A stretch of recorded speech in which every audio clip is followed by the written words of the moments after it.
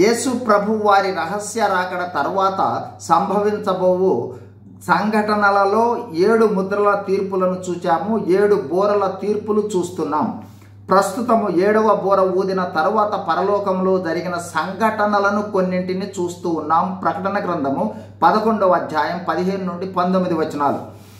మొదటిదిగా పరలోకములో గొప్ప శబ్దములు వచ్చాయి.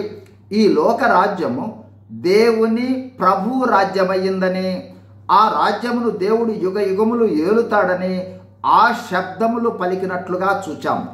రెండవదిగా 24 పెద్దలు సాష్టాంగపడి దేవుణ్ణి స్తుతించి రాబో తీర్పును గూర్చి తెలియజేయుటను చూచాం.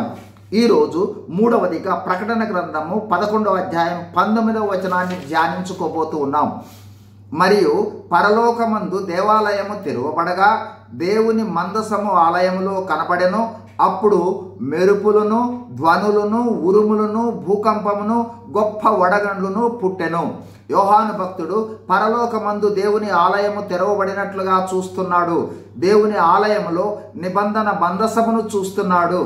పాత నిబంధన గ్రంథమునందు ప్రత్యక్ష గుడారము మరియు యెరూషలేము మందిరములో అతి ప్రాముఖ్యమైనది అతి పరిశుద్ధ స్థలములో ఉండు నిబంధన మందసమే.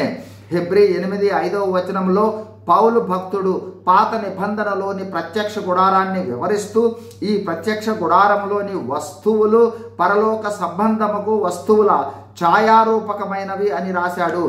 అంటే ఆ దేవుని మందిరమును పరలోకంలో యోహాను భక్తుడు చూస్తున్నాడని గమనించాలి. అంతేకాదు ఈ నిబంధన మందసము తెలియచేయనదేమనగా దేవుడు తన నిబంధన విషయంలో నమ్మదగిన వాడని తెలియజేస్తుంది.